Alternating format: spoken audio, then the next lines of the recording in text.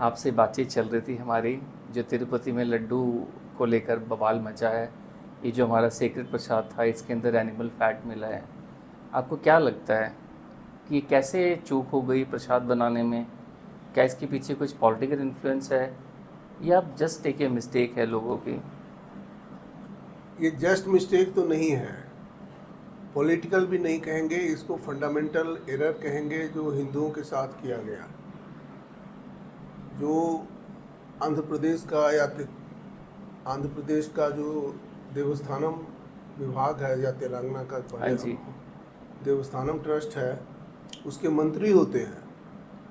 और शुरू से ही इन लोगों ने कहा कि हिंदू की जो प्रॉपर्टी है, जो हेरिटेज है, उसको गवर्नमेंट कंट्रोल करेगी, जबकि मुस्लिमों का जो है सो उनका वक्फ बोर्ड या दूसरी मस्जिद की एजेंसी करेगी।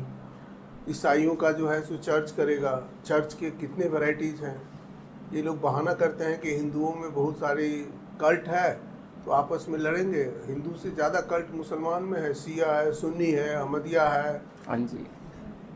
और सब जगह है। तो उसको डाइवर्सिटी को ध्यान में रखते बनाया जा सकता है।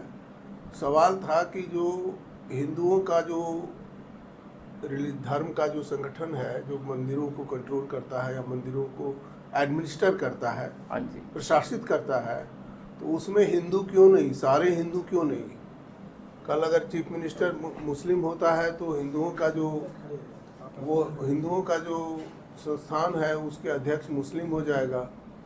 और अगर जगन बना है तो जगन के बारे में कहा जाता है कि उनके पिताजी या वो हिंदू नहीं हैं, वो क्रिश्चियन फेथ पर घर में बाइबल पढ़ते हैं। उन्होंने खुद ही कहा है हिंदुज़म को रिस्पेक्ट करते हैं, तो हिंदू भी सब धर्म को रिस्पेक्ट करता है, वो एक अलग बात है। लेकिन हिंदू का जो देवस्थानम ट्रस्ट है, देवस्थानम संगठन है, उसका क्रिश्चियन अध्यक्ष कैसे? कल क्रिश्चियन मुख्यमंत्री हुआ तो क्रिश्चियन अध्यक्ष हो गया, तो उसमें एनिमल फैट पाया गया। परसों मुस्लिम होगा तो उसमें गाय के फैट पाए जाएंगे। लेकिन ऐसा किस लिए हो गया? ये हिंदू समाज या फिर हमारा धर्म या फिर सनातन धर्म तो सदियों पुराना है, कहते हैं शुरुआत से है। और बाकी जिस भी हम धर्म की इससे तुलना करें, जो कि बहुत नए हैं इसके सामने, अगर इनकी अपनी एक ऑर्गेनाइजेशन बन गई है, एक बॉडी बनी है जो उनका ध्यान रखती है, उनको क्या करना है वो गाइडेंस बनाती है, तो सनातन के लिए कोई ऐसा अभी तक क्यों नहीं बना? ये राजा महाराजा के टाइम पे भी नहीं था। अगर हम ये बोलें कि ये नहीं, राजा महाराजा के टाइम पर था। राजा जो महाराजा होते थे वो धार्मिक संस्थान के अध्यक्ष होते थे। अच्छा। और उनके राज्य में जितना धार्मिक संस्थान है, पंडित लोग, ब्राह्मण लोग व्यवस्थापक थे, लेकिन जो चेयरमैन होते थे वो महाराजा होते थे। अच्छा, आप कह रहे हैं एक राज्य का अगर 10 मंदिर हैं तो वो एक राजा के अधीन आते थे? अल्टीमेटली वही होते थे। अच्छा, पर एक सिंगल नहीं था जिसको हम हिंदुस्तान अगर शब्द का मैं प्रयोग कर सकूं, जो कि ग्रंथों में भी लिखा गया है कि हिंदुस्तान शब्द रहा है। ये कोई नया टर्म नहीं है, जैसे लोग बोलते हैं कि ये अंग्रेज़ आए तो इन्होंने एक यूनिफाइड इंडिया बनाया। बाकी हमारे ग्रंथों में लिखा है हिंदुस्तान, जो कि अखंड भारत रहा है। तो ऐसी एक यूनिफॉर्म बॉडी पहले कैसे नहीं बन पाई? क्या उस समय के लोग वो सोच नहीं पाए, या उनकी वो धारणा नहीं थी कि उनको एक यूनिफाइड बॉडी बनानी है? देखिए, आदि शंकराचार्य ने एक सूत्र में पिरोया सनातन धर्म के जितने थे, चाहे वो वहाँ पर जो नेपाल का जो पशुपतिनाथ का जो टेम्पल है, उसके पुजारी जो हैं वो केरल के बहाल होते हैं, तमिलनाडु के होते हैं। तमिलनाडु वाले में जो है जोशी जी जो हिमालय के हैं वो होते हैं। एक सूत्र में पिरोया था। देखिए, जो इकोनॉमिक और दूसरी क्षेत्र में ऑटोनॉमी थी अलग अलग क्षेत्रों की, लेकिन जो सनातन धर्म है और जो स्पिरिचुअलिटी है उसमें यूनिटी थी। वही यूनिटी इन डाइवर्सिटी है।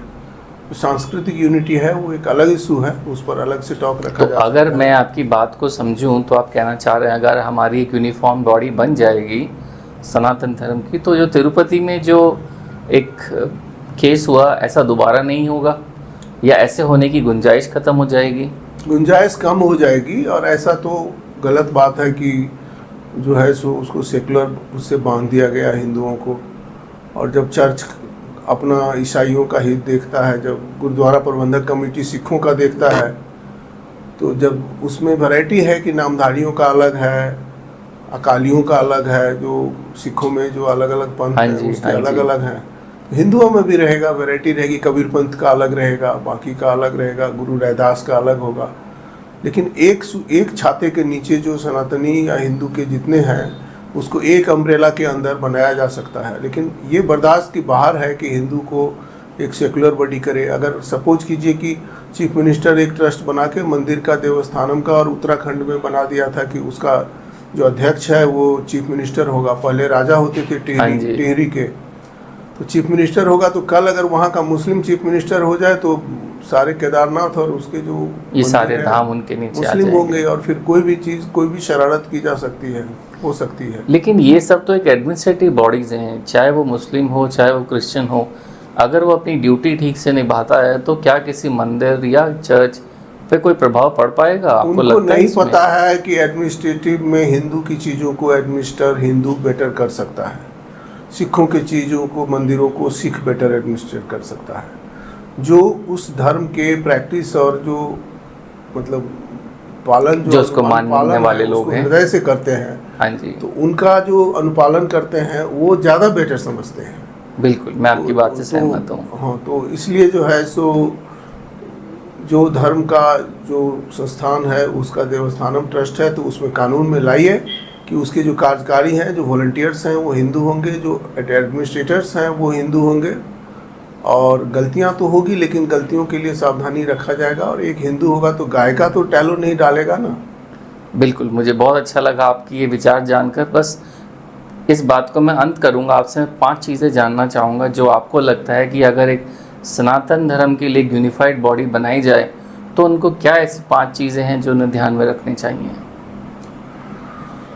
जो एक संयुक्त बॉडी बनाया जाए तो उसमें ध्यान में रखा जाए कि जिस क्षेत्र के जो मंदिर है या धार्मिक संस्थान है उसकी जो क्षेत्रीय विविधता है, जो रीजनल डाइवर्सिटी है, बिल्कुल, हाँ, उसका ध्यान रखा जाए। अगर सबरीमाला का बनता है तो वहाँ का जो ट्रेडिशन है, वहाँ की जो परंपरा है, उसको ध्यान रखा जाए। और उनके जो प्रीस्ट हैं वो भी उसमें एक हिस्सा पर आंदोलन हुआ कि वहाँ के जो देवता हैं, जो डाइटी है, वो ब्रह्मचारी हैं, तो इसीलिए जो महिलाएं उस एज ग्रुप की नहीं आती थी, तो आंदोलन हुआ कि महिला वर्जित है उनका जाना। पुरुष और स्त्री में इक्वलिटी के आधार पर एक गलत दिशा दी गई आंदोलन को, जबकि वही चीज़ मुस्लिमों में है। तो उसमें जो मस्जिद है, ये तो एक लोगों के पास लैक ऑफ नॉलेज है। ऐसे तो जो मंदिर हैं जहाँ औरतों का जाना ही अलाउड है, वहाँ पुरुष अलाउड नहीं है। तो ये तो आदमी की सोच है। क्षेत्रीय विविधता है, उसका ध्यान रखा जाए। कांवर कांवड़िया की परंपरा अलग है। कबीर पंथ के जो मंदिर हैं उसको किया जाए। हमारे यहाँ जो बिहार में उनकी संपत्ति थी, करोड़ों में संपत्ति थी, जो बटेदार थे वो कब्जा कर लिए और उनकी संपत्ति का कोई ब्यौरा नहीं है, उसका कोई कुछ नहीं है। तो आपने एक बोला कि पहला पॉइंट है कि जो उस रिलीजन से कंसर्न रखता है या उसमें उसका जन्म हुआ है या उसने उसको फॉलो किया है, वो उसका एक पार्ट होना चाहिए जो उस कस्टम को समझ पाता है। दूसरा पॉइंट आपके लिए जो लगता है बहुत इम्पोर्टेंट होगा फॉर्मेशन के लिए, क्या इसमें कोई जुडिशियल बॉडी भी होनी चाहिए? जुडिशियल बॉडी के लिए जो कोई बॉडी नहीं होनी चाहिए, और अगर कोई विवाद होता है तो उसके लिए जो नॉर्मल कोर्ट है, कोर्ट ऑफ लॉ उसको करेगा। और जो डिस्ट्रिक्ट कलेक्टर है उसको एक नॉर्मल सुपरविजन का देना चाहिए कि किसी ने ज़मीन कब्जा कर ली, उसका किसी ने प्रॉपर्टी कब्जा कर ली, तो डिस्ट्रिक्ट कलेक्टर कैन सी। तो ये तो मेरे ख्याल से अभी हो ही रहा है। हमारे मठ हैं, मेरे ख्याल से 13 या 14 मठ हैं, और हर मठ अपनी जो चेन है उनको मॉनिटर करता ही है। फिर इसमें नया क्या रहेगा अगर यूनिफाइड बॉडी बनती है तो? नहीं, उसका जो मंदिरों का वो है, तीर्थयात्रियों को नियंत्रित करना है, ये सब उनको दिया जाए जो उस धर्म के पालन करता है, उस धर्म में उनकी श्रद्धा है। जो धार्मिक मामला एक भावात्मक मामला है, इमोशनल मामला है, उसमें दूसरे धर्म को देना तो बिल्कुल ही गलत है। हिंदुओं पर पूरी तरह से अत्याचार है। बिल्कुल, ये मैं आपकी बात से सहमत हूँ। सर, मैं इस बात के साथ आपका शुक्रिया करना चाहूँगा, आपने समय निकाला और अपना एक हमारे साथ अपना माइंडसेट शेयर किया। Thank you sir. Thank you.